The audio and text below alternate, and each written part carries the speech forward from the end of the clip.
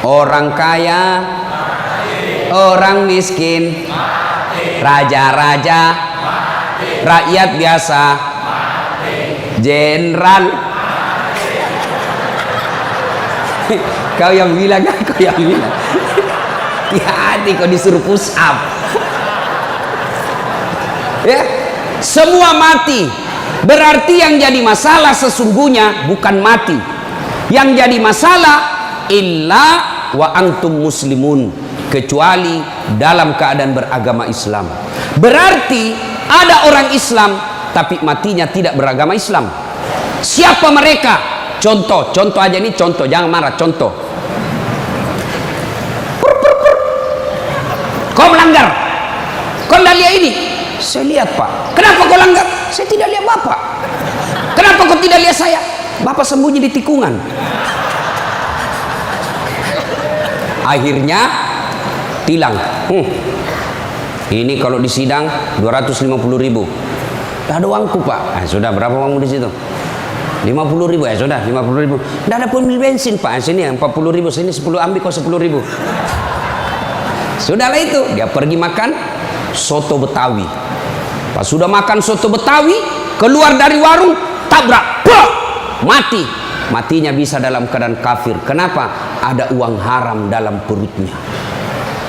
Auzubillah min dzalik. Ini polisi film India, bukan polisi Indonesia. Oh, polisi Indonesia orang bagus. Itu polisi film India. Ya, saya bilang sama jamaah saya, hei ibu-ibu, jangan kau musuhi polisi. Kau kira hidupmu enak kalau tidak ada polisi? Rumah dirampok, anak diperkosa, istri dibunuh, harta dijarah, habis semua harta kita yang puluhan tahun dikumpul. Kita tahu pelakunya, kita identifikasi pelakunya, datang ke polisi, tolong Pak polisi, cari pelakunya, kejar dia, selamatkan hartaku, ini ciri-ciri orangnya. Kata polisi, mohon maaf, baru saja polisi bubar. Musuh itu polisi. Saya mau pergi ceramah, macet jalan, tidak bisa gerak, mau maju tidak bisa, mundur tidak bisa. Saya baca surah Yasin, sudah hatam, tidak gerak-gerak mobilku. Begitu datang polisi lalu lintas, selesai.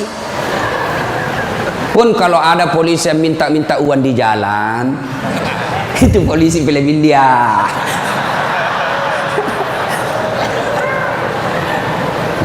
Wa qala idzan Bismillahirrahmanirrahim. Ya ayyuhalladzina amanu dukhulu fis-silmi kaffatan wa la tattabi'u khutuwatis syaitan innahu lakum adu mubin. Wahai orang-orang yang beriman, masuklah engkau ke dalam Islam secara sempurna dan janganlah engkau ikuti langkah-langkah setan, karena sesungguhnya setan itu musuh yang nyata bagi kalian. Musuh kalian bukan polisi, musuh kalian bukan STM, musuh kalian bukan pemerintah, musuh kalian bukan ulama, musuh kalian adalah setan, di mana setan itu musuh yang nyata bagi kalian. Bu-ibu, halo ibu, waktu ibu terima undangan untuk datang pengajian pagi ini, setan kepanasan, setan menggoda, jangan kau datang, lebih baik kau tidur, jangan datang, jangan datang. Itu godaan setan. Alhamdulillah ibu bisa mengalahkan setan di rumah sehingga bisa datang di tempat ini.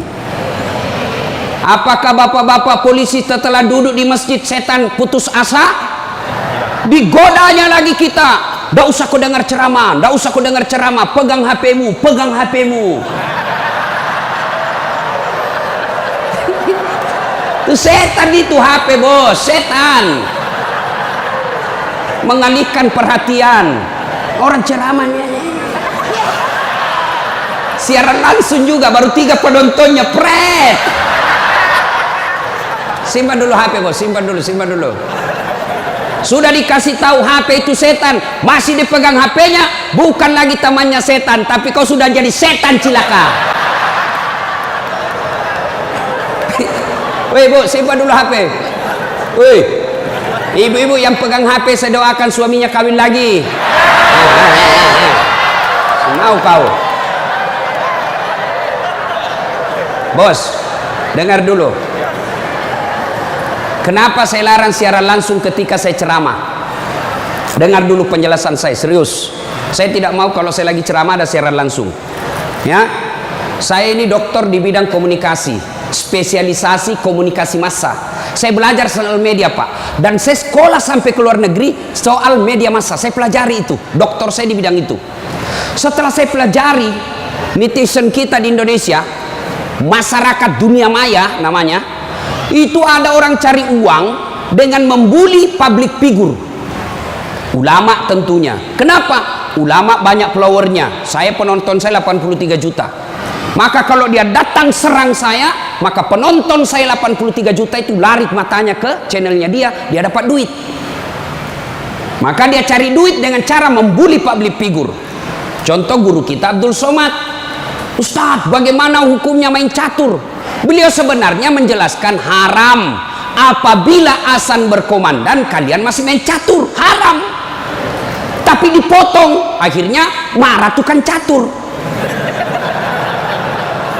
Saya juga ditanya, Dasat Latif, bagaimana hukumnya main catur? Haram.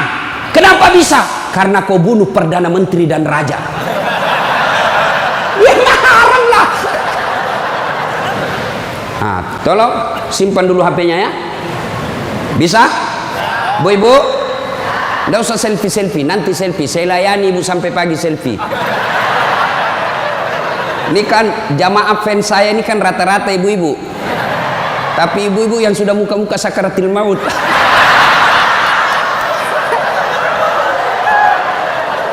Orang sudah lagi ceramah, selesai ceramah keringatan, capek, dia kejar kita. Ustaz, selfie Ustaz.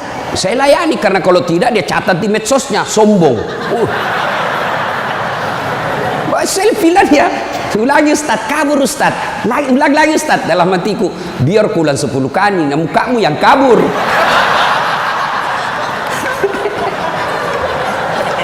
Simpan dia Bu, boleh Bu? Simpan HP Pak, boleh? Boleh simpan HP-nya? Siap? Oke, kalau mau dengar ceramah saya, nonton saja nanti di YouTube saya. Ini ada nanti di YouTube, gambarnya lebih bagus, ya. Suaranya lebih jernih. Kunjungi, jangan lupa like and share.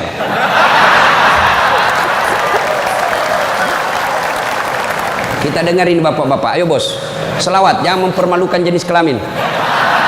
Ayo, Sholatul, yang di atas, yang di atas. Ala tohara Sholatullah ala yasin. Ini baru suara brimob. Kalau di kesatuan lain Sholatullah, brimob bos, kencang. Kenapa? Kering.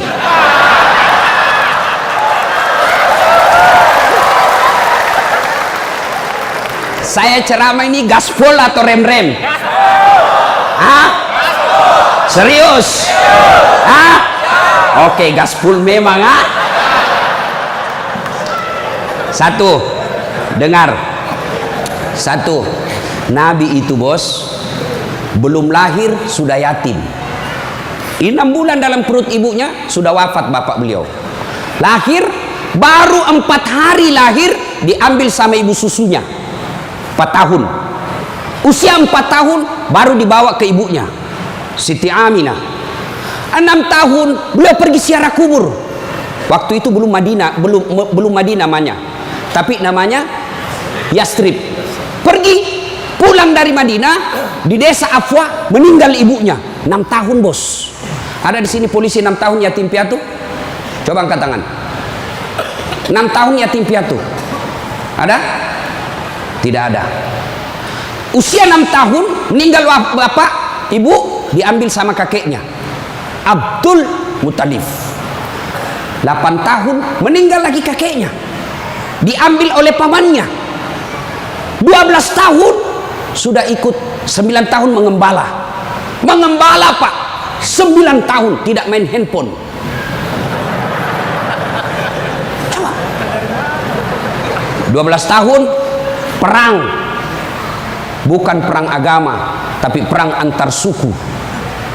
16 tahun dagang. Bukan dagang dari Kelapa II ke Citos, Tanah Abang, bukan. Kenapa? Dari Mekah ke Syria. Bukan naik pesawat, naik onta, padang pasir. Hari demi hari, waktu demi waktu, beliau punya masalah dalam hidupnya. Berarti tidak ada manusia yang tidak ada masalahnya. Apalagi kalian anggota BRIMOB. Nih muka-muka penuh masalah semua ini. Apa masalahmu, bos? Cicilan. Mana ada tidak ada cicilannya di BRI sini? Coba, tuh tidak ada orang tidak ada masalah. Semua penuh masalah. Yang sederhana aja deh, sederhana saja. Saya kasih contoh. Waktu kalian mau SMA, tamat SMA, apa masalahmu? Mau jadi polisi. Terima di SPN, sekolah polisi yang tamatan SMA. Sudah itu selesai masalah? Tidak. Masalah baru apa? Penempatan. Mau dapat yang basah. Hati-hati bos, di tempat basah kok gampang tenggelam. Sudah dapat tempat basah, mau lagi naik pangkat, sekolah lagi. Perlu lagi biaya. Sudah sekolah selesai masalahmu? Tidak. Penempatan lagi. Sudah penempatan, mau naik lagi jam pangkat. Pangkat tak naik sampai bintang 1, bintang 2, bintang 3. Selesai bintang 3, tidak, terancam pensiun. Ayo, mana ada orang tidak ada masalahnya? Ustadz, kau pikir tidak ada masalahnya Ustadz? Wow, masalah demi masalah. Apa masalahnya Ustadz? Ditipu. Kenapa bisa ditipu? Assalamualaikum Ustaz. Waalaikumsalam. Boleh pergi ceramah di Pulau Kijang? Boleh. Jelaskan saya ke situ. Kita dari Makassar naik pesawat ke Jakarta, dari Jakarta ke Jambi, dari Jambi naik mobil dulu 1 jam. Sudah itu naik perahu, speedboat. Berapa jam? 2 jam paling lama Ustaz. Oke, jalan. Sudah tiba naik speedboat? Bukan. Ternyata katinting. Saya bilang, bos, bukan speedboat ini, katinting ini. Yang minum, toko. Ya kan? Kalau speedboat, siung. Dalam hati ditipu lagi saya ini, kurang ngajar ini. Sudah 3 jam, belum sampai-sampai. 4 jam, belum sampai-sampai. Saya bilang, Haji, Bapak bilang cuma 2 jam. Ini sudah mau 4 jam, kita belum sampai. Dia bilang, mohon maaf Ustaz, sebenarnya ini 9 jam Ustaz.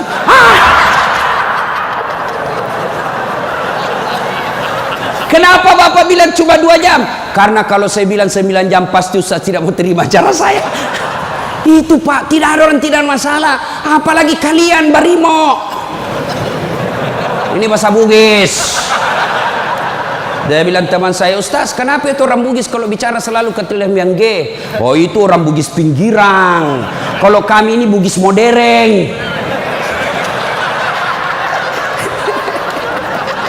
Bos, adik-adik polisi, ini yang brimob. Mana ada tidak ada masalah? Sepertinya dari semua pekerjaan, polisi lah yang paling banyak masalahnya. Kenapa? Masalahnya orang kita urus Pak. Dia yang baku tikam, kita yang repot. Periksa. Ayo, sudah sesuai pasal, datang lagi pimpinan. Atur sedikit itu. Masalah Pak. Mana ada tidak ada masalah? Ibu-ibu yang sederhana, masalah rumah tangga, bapak polisi, istri cantik, bapak pikir bukan masalah? Istri cantik digoda orang, apalagi kalau suaminya jelek. Oh, lebih masalah itu. Berarti bagus kalau istri jelek Ustaz. Istri jelek dihina orang, masalah bos. Kita lagi malu jalan sama dia. Ada undangan pengantin, duluan aja dek, nanti kita ketemu di gedung. Sampai di gedung dia bilang istrinya, Bang, mana kau Bang? Saya sudah sampai. Mohon maaf dek, saya tidak jadi ke situ lagi benceret. Ayo, istri cantik masalah, istri jelek masalah. Coba, berarti bukan masalah kita. Masalah kita adalah bagaimana cara mengatasi masalah. Mengatasi masalah tanpa Ibu-ibu tahu juga pegadaian di sini. Mengatasi masalah, Allah coba bilang, Pak polisi, Brimob, ada masalah, kau jadi komandan dulu. Tidak. Brimob, ada masalah, kau sekolah dulu jadi dokter. Ada masalah, kau kaya dulu. Ada masalah, kau Kapolres dulu. Tidak. Allah cuma minta dua. Ista'inu bis-sabri was-shalah. Sabar, perbaiki solatmu, Allah yang selesaikan masalahmu. Tiba-tiba dipindah pelosoknya Ambon, jauh sekali sampai ke Masohi. Dari lahir sampai jadi polisi perwira, Jakarta tempatnya. Tiba-tiba dipindah jauh. Sabar. Tidak ada kalah ilmu sabar, bos. Percaya. Apa itu sabar, Ustaz? Lagi duduk-duduk di tempeleng, pak. Saya sabar. Bukan sabar itu, bos, beleng-beleng itu. Masa tidak ada salamu di tempeleng kok sabar? Enggak. Kecuali komandanmu tempeleng kok, ya sabar kok. Apa boleh buat dia, bos? Ya masa kau yang mau tempelin komandanmu? Tidak masuk akal toh. Ya wah, siap salah pak, siap salah. Nah itulah polisi pak, biar benar siap salah juga, siap salah. Maka ibu-ibu sayangi suamimu, karena kalau bukan kalian yang sayang suami bu, siapa lagi? Coba kasihan ini, lihat-lihat ini mukanya. Coba ini, kalau di depannya komandannya pak. Makanya jangan jajah suami. Kasihan ini, lihat ini polisi. Tidak ada kalah ilmu sabar. Pak, mau tahu ilmu sabar? Pulang nanti pelajari sejarah hidupnya Ayub alaihissalam. Coba lihat Ayub. Ayub alaihissalam diuji. Anak meninggal. Apa kata Ayub? Alhamdulillah, saya pernah punya anak. Berapa banyak orang bertahun-tahun suami istri tidak punya anak. Habis hartanya kebakar, habis hartanya bangkrut. Datang iblis, tidak usah lagi kau sembah Tuhanmu, apalagi kau sembah itu Tuhanmu Ayub. Dia ambil anakmu, dia ambil hartamu. Apa kata Ayub? Alhamdulillah, saya sempat kaya. Berapa banyak orang dari lahir sampai meninggal tidak kaya-kaya, saya sempat kaya. Alhamdulillah. Tidak cukup di situ, diuji lagi, sakit lagi Ayub alaihissalam. Datang lagi iblis, Yub, anakmu meninggal, hartamu habis, sekarang kau sakit, sembuh, ndak sembuh-sembuh, ndak usah kau sembah Tuhanmu. Apa kau sembah Tuhanmu itu? Dia ambil semua kesehatanmu. Apa kata Ayub? Alhamdulillah, saya sempat sehat. Berapa banyak orang dari lahir sampai meninggal tidak pernah sehat? Saya sempat sehat, alhamdulillah. Coba pakai ilmu ini pak, bapak tenang. Tiba-tiba dimutasi, alhamdulillah saya dimutasi. Teman saya 13 yang daftar tidak ada yang lulus. Kau syukur. Maka beberapa hari yang lalu saya ketemu dengan nomor satunya polisi, Pak Kapolri, Pak Jenderal Idam Aziz. Beliau katakan, sampaikan kepada aparat kepolisian kalau Ustadz ceramah. Satu, gaya hidupmu jangan bermewah-mewah. Sederhana kalian. Ini baru jadi Kapolres. Kalau mau ke bandara, kayaknya dia punya itu bandara. Pengawalnya kayak 17 orang. Masuk semua, dia kuasai itu ruang VIP. Bukan kau yang punya itu, negara itu yang punya. Apa dilarang? Tidak dilarang, tapi tidak pantas. Datang, belum lagi pasukannya istrinya. Lebih banyak lagi tuh. Dan ini istri-istri yang datang cari muka sama istrinya Kapolres. Kenapa? Karena istrinya Kapolres lebih tinggi pangkatnya daripada Kapolres. Suaminya AKBP, dia kombes. Itulah bisa dimutasi itu gara-gara pengaruh istri. Jangan, gaya hidup sederhana. Tahu puasa? Tahu puasa pak? Ramadan bapak puasa, bapak polisi? Iya, puasa. Roti halal atau tidak? Air putih halal atau tidak? Nasi halal atau tidak? Tapi siang tahan dulu. nanti sudah maghrib. Maknanya Bapak polisi, kalau Bapak polisi pakai baju coklatmu, tahan itu, jaga diri. Pengendalian diri yang harus. Boleh marah, tapi ketika warna coklat, tahan. Karena di situ ada institusimu. Boleh marah, tapi ketika pakai warna coklat, tahan. Kenapa? Kamu lagi membawai negara. Marah boleh, tapi jangan ketika pakai baju coklat. Itu kalau pribadimu disinggung. Tapi kalau institusimu disinggung, coklat harus maju.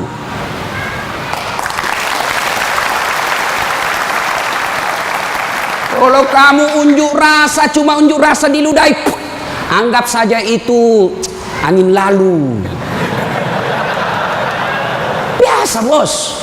Jangankan kalian, komandanmu saja yang jenderal pernah diludahi. Ketika juga seperti pangkat kalian. Ini kamu baru merah satu dilempar.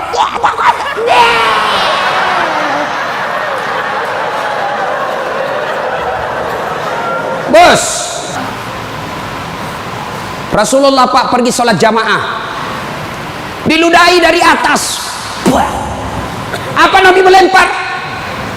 Coba kalau Bapak polisi. Tidak boleh begitu bos, kacau negara. Kalau cuma diludahi bos sama anak STM, jangan kau pukul kepalanya orang bos. Saya serius, jangan ketawa, saya serius ini.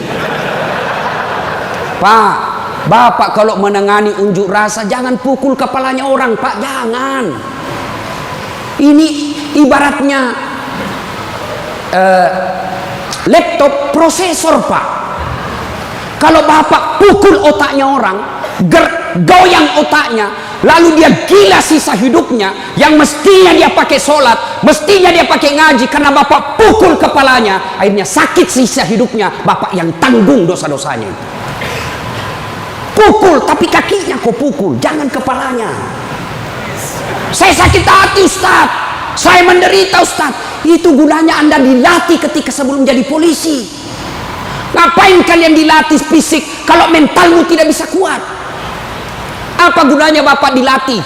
Bawa pasir berkilo-kilo di belakang, lari di sungai, tengah malam disuruh lari, tengah siang hari disuruh lari, panas pagi, siang lari, dingin lari, kadang-kala tidak pakai baju. Apa gunanya? Supaya Bapak tahan tempur. Kalau cuma baru marah, cemen lu men. Bisa? Kamu sendiri yang bilang gaspol. Ya. Salatullah ala toha salatullah ala yasin. Terima kasih. Bapak-bapak senang gak jauh dari rumah? Bu Ade bilang senang. Ada apa ini Bu? Berarti ada masalah dengan ibu. Kalau ada suami yang sudah tidak betah di rumahnya, tidak tenang hatinya di rumahnya, berarti istri gagal menjadi istrinya dia. Bukankah istri kata Nabi yang soleha itu membuat hati suami betah di rumah?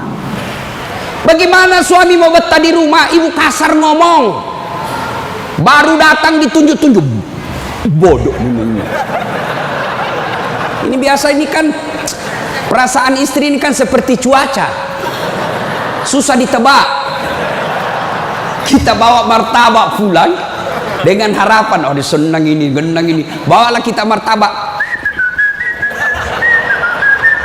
Dapat pelukan hangat ini. Begitu dikasih martabak langsung, apa martabak? Itu voucher listrik habis. Martabak dibawakan, voucher listrik dipersoalkan. Nih. Woi, Bu, woi, buat suami tenang di rumah. Datang suami, sambutlah. Assalamualaikum kakandaku Arjunaku. Langsung suaminya berkata, waalaikumsalam adindaku Sri Kandiku. Istrinya, ih cakep betul abangku hari ini. Dan suaminya berkata, berarti saya jelek kemarin. Bapak juga tidak tahu dipuji. Lalu suami datang marah-marah. Ibu bukakan sepatunya, tadi hendak unjuk rasa, dilempari, dimaki sama ibu-ibu. Ibu tampil di sampingnya, sabar bang, inilah brimo pilihan hidup. Insya Allah kesabaran abang menjadi amal di sisi Allah. Jangan cari rasa penghormatan dari manusia, carilah ridha Allah. Abang bekerja sama polisi menjaga keamanan Republik, itu jadi amal supaya Ustadz Dasat bisa ceramah, kami amankan Indonesia, jadi amal jariah. Lalu begitu duduk suami, bukalah sepatunya itu yang sudah mulai lusuh, sambil ibu menyanyi, bila kamu di sisiku hati rasa syahdu, sambil peluk cium. Senang sih, itu senang kasihan. Pas sampai lagi dapur berantakan, suami marah-marah, apa kau kerja ini, berantakan semua dapur. Ibu langsung peluk dia dari belakang sambil menyanyi, insaflah wahai manusia. Ya ibu, ini bagaimana suami mau betah di rumah, baru datang ngomel, bodoh memang ini, apa kau tahu?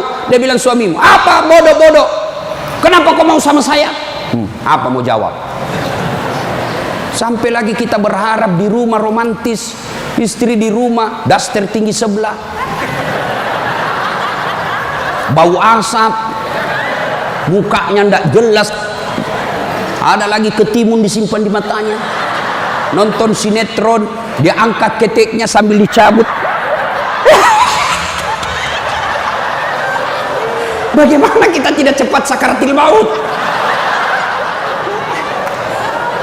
Hei, bu, buatlah suami betah di rumah, supaya suami berkata, meskipun saya menderita di jalan, meskipun saya susah di unjuk rasa, meskipun saya dimaki sama komandanku, tapi ada istri di rumahku, bidadari dalam surgaku. Bisa ibu? Bisa? Serius? Bisa? Nah, itu semua bisa kita lakukan apabila kita sabar. Yang kedua, sholat. Bapak ketika ada masalah, perbaiki sholat. Bapak mau jadi Kapolres, mau jadi Danton, mau jadi Kapolda, tidak usah cari muka sama pimpinanmu. Capek cari muka sama manusia. Siap. Tidak laku men. Cari muka kepada Allah. Kerja saja tugasnya seperti profesional. Kata Pak Jenderal tadi, lakukan yang profesional, meningkatkan sumber daya polisi, kirim pendidikan, jaga akhlak, perbaiki attitude. Insya Allah Bapak lakukan itu, Allah yang ngurus pangkat jabatannya Bapak. Kalau Bapak cari muka sama pimpinan, ganti, cari muka lagi yang baru, ganti lagi, cari muka lagi. Lebih baik Bapak perbaiki kerja sebagai polisi, tegakkan aturan dengan kepolisian, jaga harkat dan martabat institusi kita, biar Allah yang jaga kita punya. Sholat Pak. Saya kasih contoh Pak, kalau Bapak dipanggil sama jenderal, ajudan, ada kan ajudannya jenderal kan? Coba lihat kalau ke jenderal panggil, Pak Dan, komandan panggil, ajudan, itu ajudan biar lagi tidur langsung lompat, siap komandan, ada kuaci di mulutnya, siap, kalau perlu dia telan itu kuaci di mulutnya.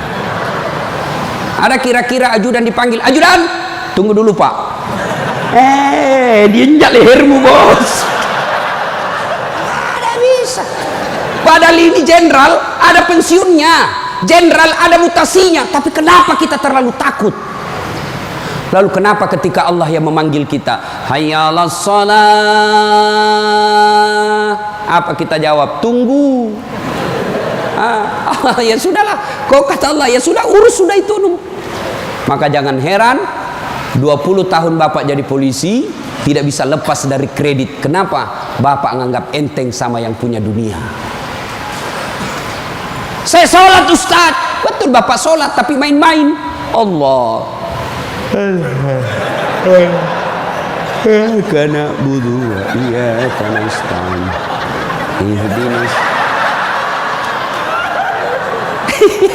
Siapa ajar kau sholat begitu? Allah.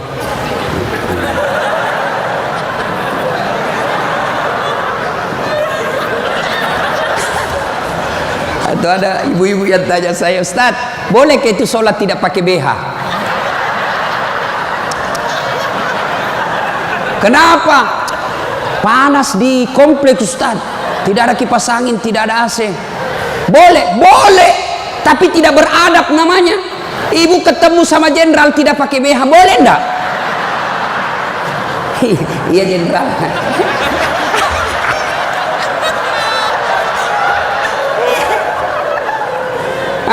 Maka jangan heran Bapak bertahun-tahun sholat tidak bisa baik hidupnya. Kenapa? Bapak sholat semau-maunya. Sholat yang dicari duit. Allahu Akbar. Rakaat kedua. Tadi 100.000 duit saya. Beli nasi bungkus 50.000.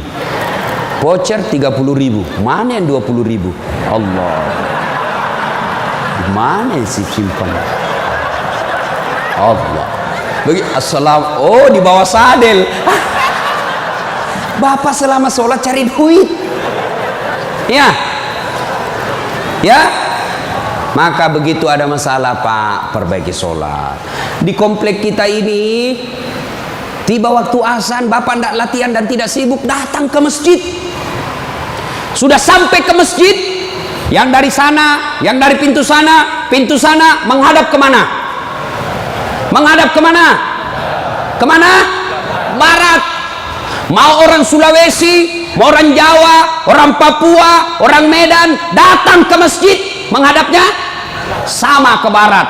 Tidak mengatakan orang Sulawesi Selatan dia menghadap ke selatan, dia orang Jawa Barat dia menghadap ke barat. Tidak. Nah, itulah makna pentingnya amanah dari jenderal kita tadi.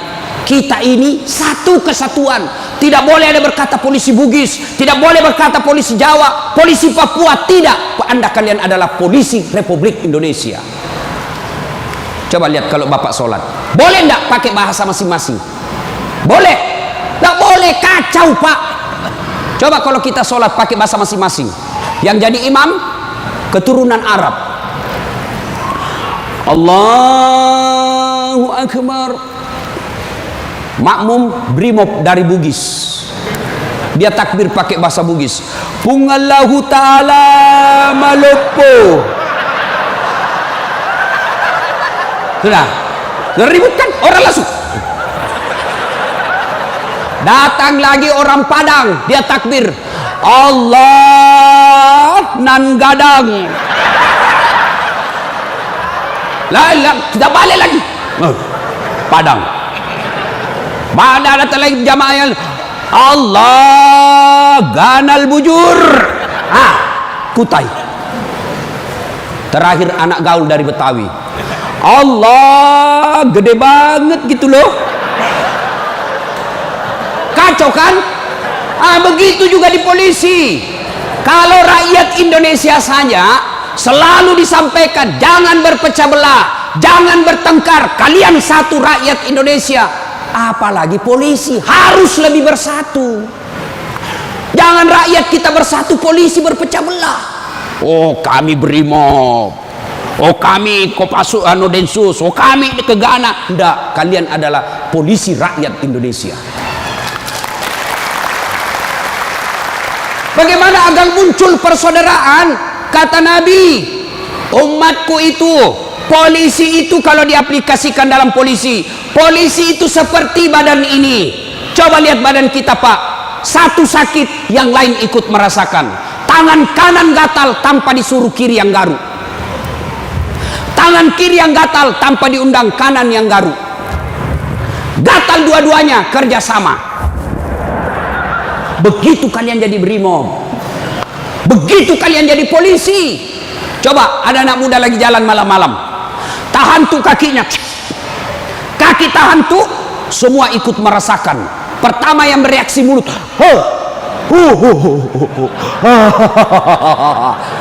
yang kedua bereaksi apa? Mulut meniup, tangan mengusap, mata mencari mana yang luka, padahal kaki bermasalah. Tidak ada orang berangkat malam-malam tahan tuh kakinya, rasa kau, jalan lagi, jalan kau lagi, jalan lagi. Begitu mestinya menjadi polisi. Beda kesatuan tapi satu tugas, mengangkat citra dan martabat polisi Republik Indonesia. Ya, bersaudara. Tadi sama Pak Wadan, Jenderal saya bilang, beliau ini kan gersang. Lalu beliau katakan, betul gersang, tapi kami banyak teman. Kalau kalian mau kaya, perbanyak teman.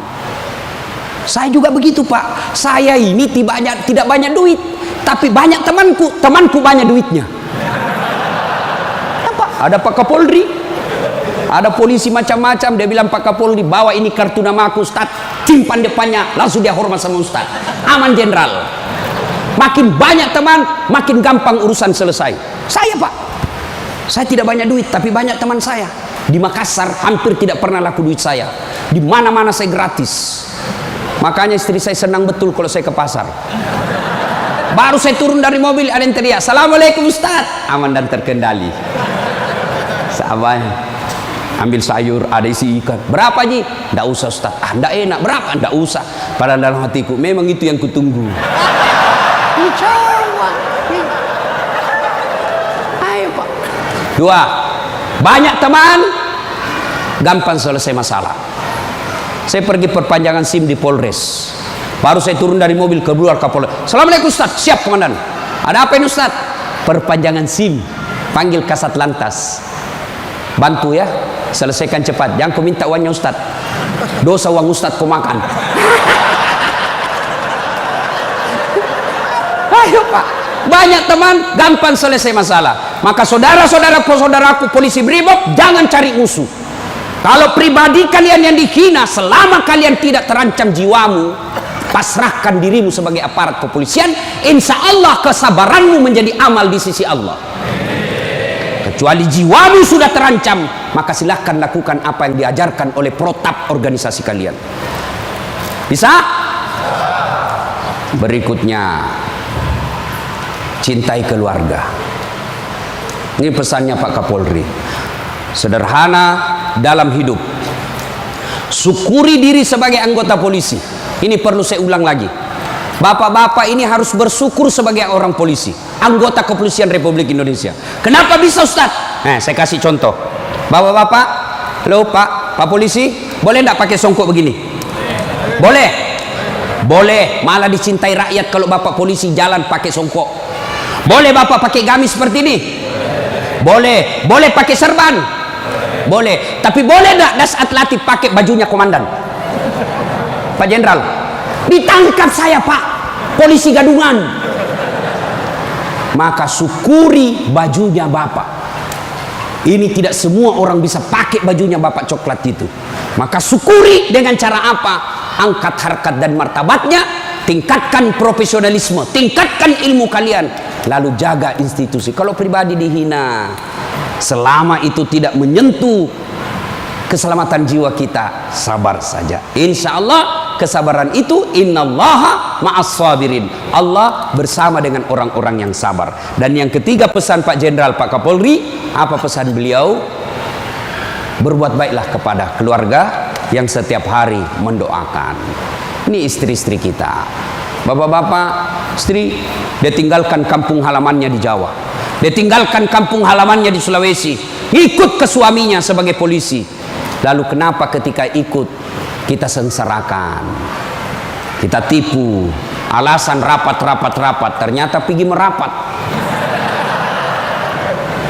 Teman selingkuhnya ditulis namanya di handphone komandan.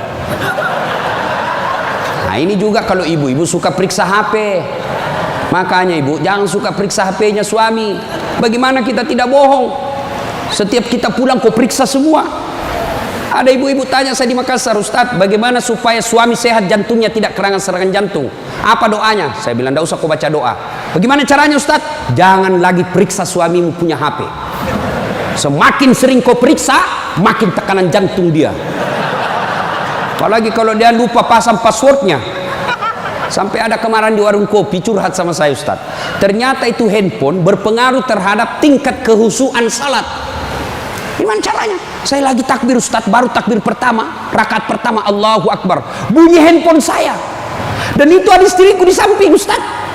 Baru rakaat pertama, masih 3 rakaat ini, Ustadz. Mati didapat, diangkat istriku, mati tidak bisa husu. Istrinya langsung ngomong dari samping, ya sudah lanjutkan saja, husu saja, saya tidak angkat ini HP-mu.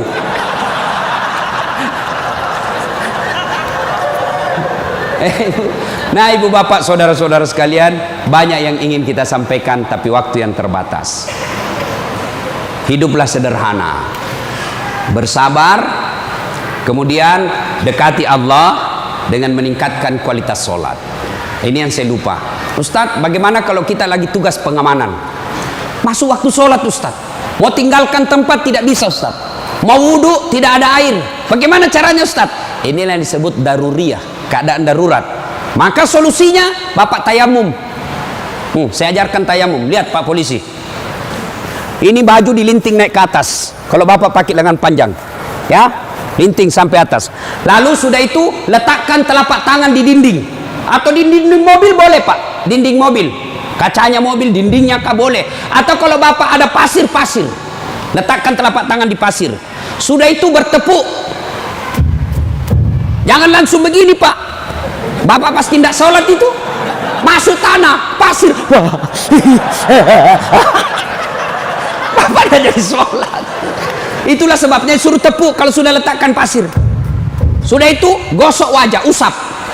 Semua. 1 kali sudah sah, 3 kali lebih bagus. Sudah itu letakkan lagi telapak tangan di dinding mobil berimob. Sudah itu usap kanan. Usap kiri. Selesai. Jam tangan lepas, cincin lepas. Kenapa? Karena kalau ada jam tangan tidak terusap, dibawanya jam tangan.